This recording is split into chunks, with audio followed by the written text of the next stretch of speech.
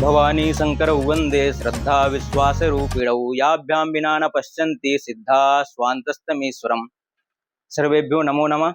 मेरा नाम गिरीश गर्ग है। मैं काशी हिंदू विश्वविद्यालय का भूतपूर्व छात्र एवं वर्तमान में श्री लाल बहादुर शास्त्री राष्ट्रीय संस्कृत विश्वविद्यालय का वास्तु विभाग का शोध छात्र हूँ। हम सभी 2025-26 में चयनित शोध छात्रों के द्वारा माननीय विजय सर के निर्देशन में भारतीय ज्ञान परंपरा का एक महत्वपूर्ण हिस्सा पांडुलिपि विज्ञान का संरक्षण कैसे हो, पांडुलिपि विज्ञान को समाज तक कैसे ले जाया जाए, आज आप देखेंगे तिगलारी लिपि के विषय में। ठीक है, तिगलारी लिपि दक्षिण भारत की, अभी आपको 15-20 लिपियों का परिचय करा दिया गया है, जिसमें एक दक्षिण भारत की प्रमुख लिपि है तिगलारी लिपि। इसका उत्पत्ति ब्राह्मी लिपि से हुई, ब्राह्मी लिपि से ग्रंथ लिपि आई, ग्रंथ लिपि के बाद तिगलारी लिपि का उद्भव हुआ। तिगलारी लिपि दक्षिण भारत की प्रमुख लिपि है। इसमें दक्षिण भारत के शास्त्र, ज्योतिष शास्त्र और जो आपका मंदिर वास्तु है और साहित्य के ग्रंथ है, दार्शनिक ग्रंथों का इसमें वर्णन किया गया है। सबसे पहले देखिए तिगलारी लिपि। तिगलारी लिपि का परिचय दक्षिण भारत की प्रमुख लिपि है, इसके विषय में मैंने आपको बता दिया। इसे तुलु लिपि या ग्रंथ लिपि से के नाम से जाना जाता है। उस क्षेत्र विशेष की दूसरा नाम होता है। जैसे तिगलारी लिपि है, उसको उस क्षेत्र पर दक्षिण भारत में तुलु भाषा या ग्रंथ लिपि के नाम से या तुलु लिपि के नाम से जानते हैं। यह लिपि मुख्यतः कर्नाटक के दक्षिणी क्षेत्रों में, दक्षिण कन्नड़ और उडुपी जिलों में प्रचलित थी और तुलु तथा संस्कृत भाषाओं के लेखन में प्रयुक्त होती थी। ग्रंथ लिपि से विकसित होकर तिगलारी ने 11वीं सदी तक अपना स्वतंत्र स्वरूप ग्रहण किया। जी, यह 10वीं शताब्दी से लेकर के 11वीं शताब्दी पर विकसित हुई। इसका स्वर्णिम काल 14वीं शताब्दी से 17वीं शताब्दी तक जाना जाता है। स्वर्णिम काल अपने उस समय उच्चतर सीमा पर अधिक प्रचार इसका 14 से 17 शताब्दी पर हो रहा था। इसका लिपि ब्राह्मी सबसे जो लिपि सभी जननी मानी, ब्राह्मी लिपि के बाद लिपि आई, ग्रंथ के बाद तिगलारी। इसका प्रयोग काल 9वीं से 20वीं सदी तक हुआ। अब आपकी 21वीं शताब्दी चल रही है। इस शताब्दी पर इसका कुछ ह्रास हुआ है, लेकिन पुनः AI आदि के माध्यम से यह पुनः प्रचार प्रसार में आ रही है। तो इसकी प्रमुख भाषा यह एक लिपि है जिसकी भाषाएं समाहित हुई है, तुलु भाषा, संस्कृत भाषा, कन्नड़ भाषा। इसके साथ साथ इसका भौगोलिक दक्षिण कन्नड़, उडुपी, केरल है, जो कि अरब सागर, कर्नाटक प्रांत के क्षेत्रों में आते हैं सब। लिपि का प्रकार में आती है। कोड ब्लॉक देखेंगे तो U+11,318 प्लस U-U+113 FF, इसका ये यूनिकोड है। इसके जरिए आप भी यूट्यूब में सर्च करके इस लिपि के विषय में जान सकते हैं। वर्तमान स्थिति यह संकटग्रस्त है। वर्तमान स्थिति मतलब यह 21वीं सदी की चर्चा हो रही, इस वर्तमान संकटग्रस्त है, लेकिन AI के माध्यम से पुनः यह प्रचार प्रसार में आ रही है। अब जैसे विस्तार एक ग्रंथ है, बौद्ध का है, उसमें लगभग 64 लिपियों का विवेचन किया गया है, जिसमें सबसे प्रमुख लिपि है ब्राह्मी लिपि। तो लिपि का उल्लेख हमें कहाँ मिलता है? सम्राट अशोक की शिलालेख ग्रंथों में इसका उल्लेख मिलता है। कब? 3री शताब्दी में। इसके बाद आई 3री शताब्दी ईसा पूर्व, अर्थात शताब्दी के भी 300 साल पहले। फिर इसके बाद आया ग्रंथ लिपि। ग्रंथ लिपि है 5वीं 6वीं शताब्दी में प्रचार प्रसार में आई। उसके बाद आई तिगलारी लिपि। तिगलारी लिपि 10वीं 11वीं शताब्दी में आई। इसका उत्कर्ष काल था स्वर्णिम 14वीं से 17वीं शताब्दी। उस समय के लोग इसको अधिक प्रचार प्रसार में लाए। 14वीं शताब्दी से लेकर 17वीं शताब्दी तक लोगों ने, दक्षिण भारत के लोगों ने इसका बहुत प्रचार किया। अधिक से अधिक ने इस लिपि पर अपना ध्यान आकर्षित किया। फिर 18 से 19वीं शताब्दी में हुई, इसका प्रसार कम हुआ क्योंकि उस समय दूसरी लिपि आ गई जो इसके महत्व को घटा दी। जैसे अभी वर्तमान में आप देखें, हमारा भारत हिंदी प्रधान है, लेकिन में डिजिटल होने की वजह से इंग्लिश भाषा का प्रसार हो रहा है। तो हिंदी नहीं हुई, पर इंग्लिश का भी अपना अधिक महत्व बढ़ा है इस काल में। और यहाँ पर भी दूसरी लिपि के आ जाने पर इनका ह्रास हो गया। इसके बाद पुनः उद्धार इसका यूनिकोड के पुनः हो रहा है। इसके अलावा आप देखेंगे ग्रंथ लिपि से उत्पत्ति। ग्रंथ लिपि से इसकी उत्पत्ति ध्वन्यात्मक पूर्णात्मा अबुगीड़ा है। अबुगीड़ा में आपके स्वर और व्यंजन दोनों वर्ण आते हैं। तो जो भी आपकी लिपि है सभी में लगभग स्वर व्यंजन है, क्योंकि कोई भी व्यंजन स्वर के बिना पूर्ण नहीं है। तो सभी लिपियां स्वर व्यंजन से युक्त हैं। उसी प्रकार यह तिगलारी स्वर व्यंजन से युक्त है।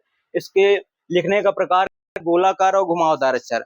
लिपियों को अधिकतर आप देखेंगे जो भी लिपि होगी वो गोलाकार घुमावदारी होगी। इसका रीजन होता था कि जब हम लिपियों में लिखते थे तो उसमें हम सिरोरेखा लाइन का प्रयोग नहीं करते थे, क्योंकि जो जिसमें हम तिगलारी लिपि लिखते हैं, कोई भी लिपि लिखते हैं तो पांडुलिपि का सहारा लेते हैं। पांडुलिपि पत्रों से ताड़पत्र या ताम्रपत्र या भोजपत्र आदि में लिखा जाता था, तो वो पत्ते क्या होते थे, कमजोर होते थे। उसमें अगर हम सिरोरेखा का प्रयोग, लाइन का प्रयोग करते थे तो उसमें समय भी अधिक लगता था और पत्ता जल्दी फटने के भी चांस रहते थे। उस वजह से हम घुमावदार अक्षर का प्रयोग करते थे, जिससे पत्ते अधिक समय तक चलें, ज्यादा समय तक उसको रखा जाए। इसीलिए सिरोरेखा का अभाव दिखा लिपियों में। अब उस लिपियों के अक्षर क्या है, उस लिपि को कैसे लिखा जाता है, उसके लिए आप देखिए यहाँ पर स्वर हैं और ये व्यंजन वर्ण है। ह्रस्व दीर्घा, ईफ दीर्घी, ऊ, उसी प्रकार दीर्घु, फिर इसके बाद री है, ए है, ऐ है, ओ, औ, अह, ये आपके स्वर वर्ण हुए।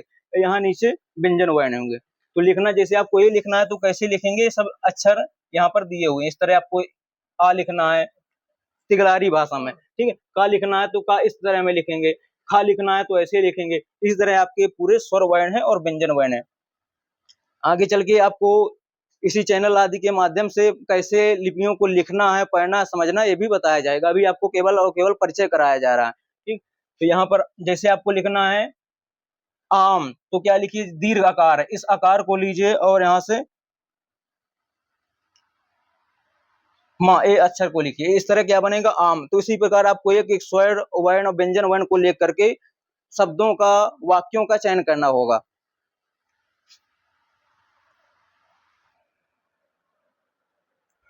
देखिए, तिगलारी लिपि किसी एक भाषा तक सीमित नहीं थी, इसका उपयोग अलग अलग भाषाओं में देखने को मिला है। जैसे आप सबसे प्रथम देखेंगे तुलु भाषा। ये तुलु भाषा क्या है, दक्षिण भारत की भाषा है, और तिगलारी लिपि भी दक्षिण भारत की भाषा है। इसलिए यहाँ पर अधिकतर प्रयोग आपको मिलेगा तिगलारी लिपि का तुलु भाषा में 55% उपयोग। इसके अलावा संस्कृत भाषा के हमारे कुछ ग्रंथ हैं, उनका भी 30% उपयोग इस लिपि में मिल रहा है।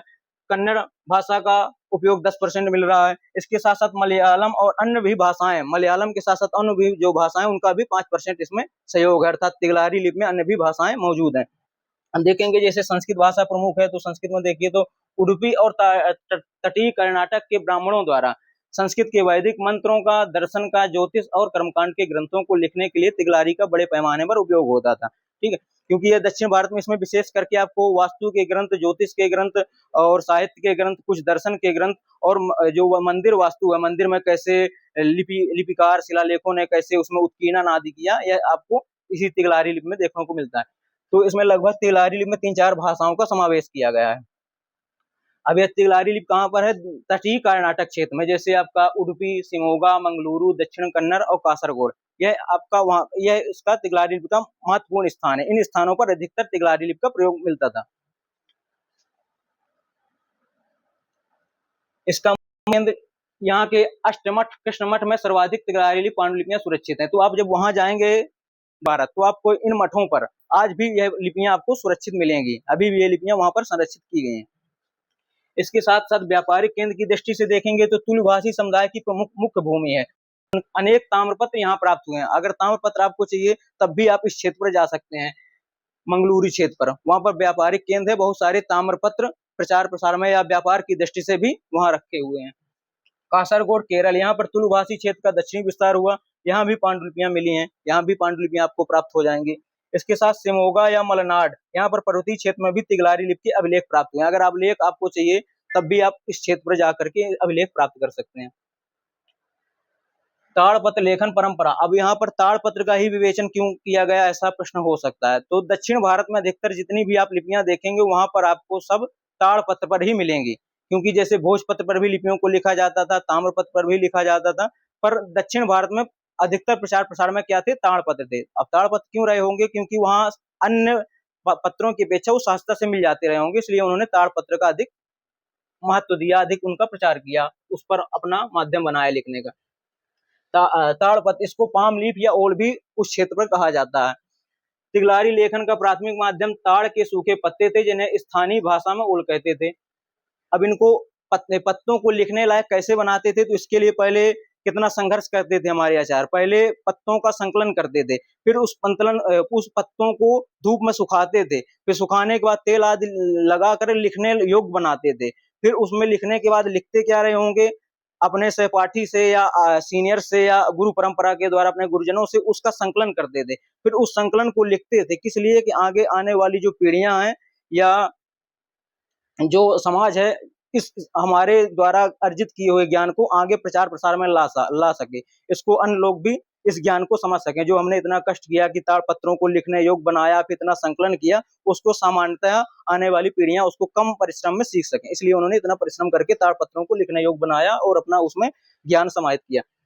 लिखने का प्रकार क्या होता था, पहले पिन आदि नहीं हुआ करते थे, प्रिंटिंग प्रेस आदि नहीं हुआ करते थे, तो उसमें लिखने के भी प्रकार होते थे। दो प्रकार से आप लिख सकते थे, या तो सामान्य आप चित्र बना करके जो लिपि लेखन का प्रक्रिया उस तरह लिख सकते थे, या फिर उत्कीर्णन प्रक्रिया के द्वारा भी लिख सकते थे। तो उत्कीर्णन जो होता है वो पत्थरों में होता है, शिलालेख में होता है, इसमें उत्कीर्णन नहीं होता था। लेकिन उसी प्रकार की विधि जैसे आप स्त्रियां लेडीज जो है मेहंदी आदि लगाती हैं, तो उसमें क्या करती हैं, कोई चिन्ह आकार ऐसा देती हैं जिससे लंबे समय तक टिका रहे, ठीक है। तो इसमें कुछ चिन्ह दिया करते थे जिससे लंबे समय तक वह स्थायी रहे। तो उसमें ऐसे सामान्यतः भी लिख सकते हैं, पर नुकीला करके भी लिखते थे, जिससे कुछ छेद करके फिर उसमें कुरेदते थे, जिससे क्या हो कि वो लंबे समय तक स्थिर रहे। ऐसे भी अक्षर लिखे जा सकते हैं, पर हो सकता है कुछ समय बाद वह लुप्त हो जाए या अक्षर मिट जाए, तो उत्केड़ करके भी लिखते थे जिससे वह अधिक समय तक स्थिर रहे। ये सब उसके लिखने की प्रक्रिया है। अब एक शिलालेख मिलता है कहाँ पर, श्री वीर नारायण मंदिर कुलशेखरा मंगलुरु में, मंगलूरी स्थान है, वहां पर एक शिलालेख मिलता है।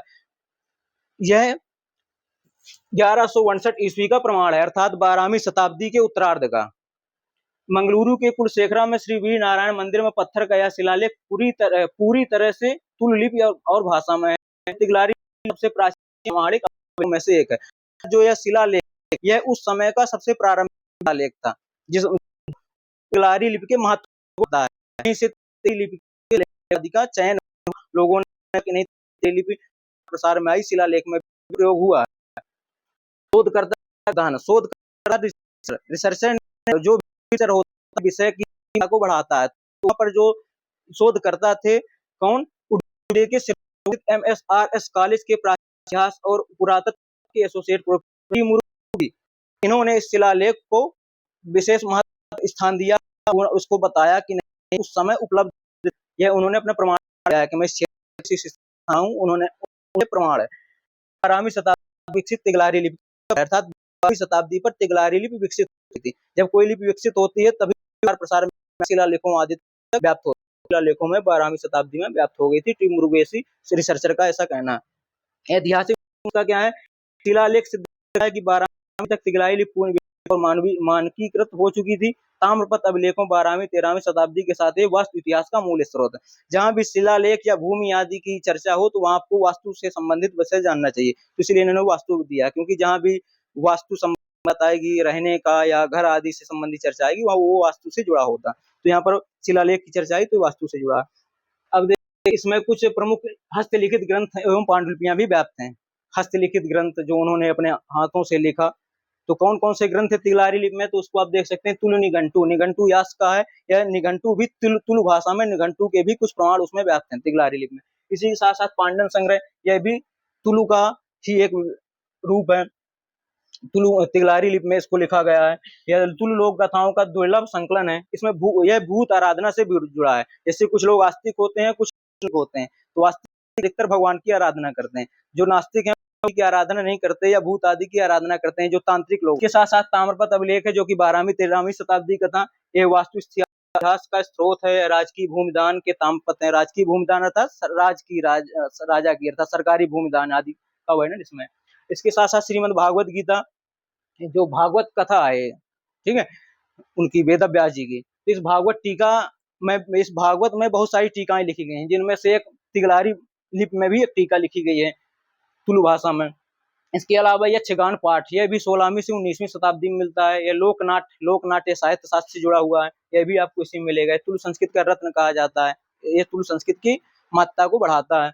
इसके साथ साथ आप देखेंगे ज्योतिष के ग्रंथ, ज्योतिष के जो पंचांग आदि हैं और पांडुलिपि पंचांग आदि हैं या ज्योतिष संबंधी जो ग्रंथ हैं, भी आज भी वहां के मठों पर संरक्षित किए हुए हैं तिगलारी भाषा में। अब इसमें और भी देखिए शोधकर्ताओं का अकादमिक योगदान, अकादमिक अर्थात शैक्षणिक योगदान। उन्होंने शैक्षणिक योगदान क्या क्या दिया इसमें, तो पहले हैं एसी बर्नल। 1874 में उन्होंने तिगलारी लिपि का प्रथम व्यापक वैज्ञानिक विवरण और वर्गीकरण प्रस्तुत किया है। इस विषय में उन्होंने अपना एक रिसर्च प्रस्तुत किया कि नहीं तिगलारी लिपि थी। इसके साथ साथ आर काल्डवेल को देखेंगे तो उन्होंने 1856 में द्रविड़ भाषाओं के संदर्भ में तिगलारी की भाषा वैज्ञानिक स्थिति का निर्धारण किया कि भाषा विज्ञान पर भी इसे शामिल किया गया, भाषा विज्ञान की दृष्टि से भी स्वीकार किया गया। इसके अलावा पी गुरुराजा भट्ट, इन्होंने 1975 में तुलु संस्कृत इतिहास में तिगलारी के साहित्यिक योगदान का विश्लेषण किया। इन्होंने भी अपना योगदान दिया कि नहीं साहित्य के भी कुछ ग्रंथ तिगलारी भाषा मिलते हैं, तिगलारी लिपि में इसका भी उल्लेख किया गया। इसके साथ साथ टी मुरुगेसा, ये आधुनिक यहाँ भी के हैं, इन्होंने भी एमएसआरएस कॉलेज उडुपी पुरातत्व शोध विभाग के हैं। इन्होंने भी कुलशेखरा के जो मैंने आपको पहले में शिलालेख दिखाया था 1159 ईस्वी का, उस पर इन्होंने अपना विशेष दस्तावेजीकरण प्रस्तुत किया कि नहीं यह उसका तिगलारी लिपि का ही शिलालेख है।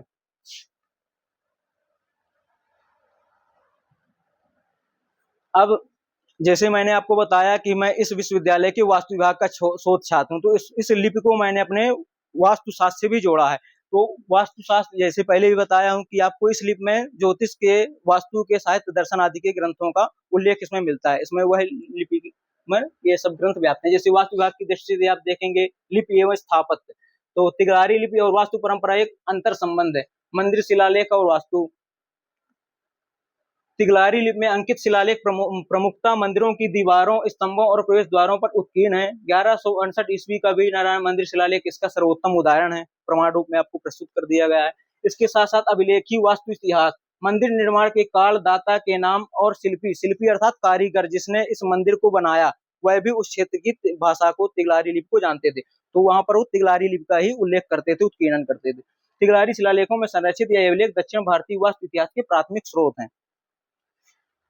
वास्तु ग्रंथों का लेखन, कुल क्षेत्र के वास्तु शिल्पी अर्थात कारीगर तिगलारी लिपि में मनुष्यालय, मनुष्यालय अर्थात गृहालय, गृह वास्तु और मंदिर निर्माण के नियम लिखते थे कि मंदिर निर्माण कैसे करना चाहिए, गृह वास्तु के लिए क्या क्या नियम है, ग्रहों का निर्माण कैसे करना है, सब नियम आपको तिगलारी लिपि में मिलते थे। ये दुर्लभ पांडुलिपियां पारंपरिक वास्तु ज्ञान का भंडार है, अर्थात वास्तु संबंधित बहुत सारा आपको ज्ञान चाहिए या वास्तु से जुड़ी कोई भी जानकारी चाहिए तो आपको आज भी दक्षिण की तिगलारी लिपि पर यह स्थित मिल जाएगा।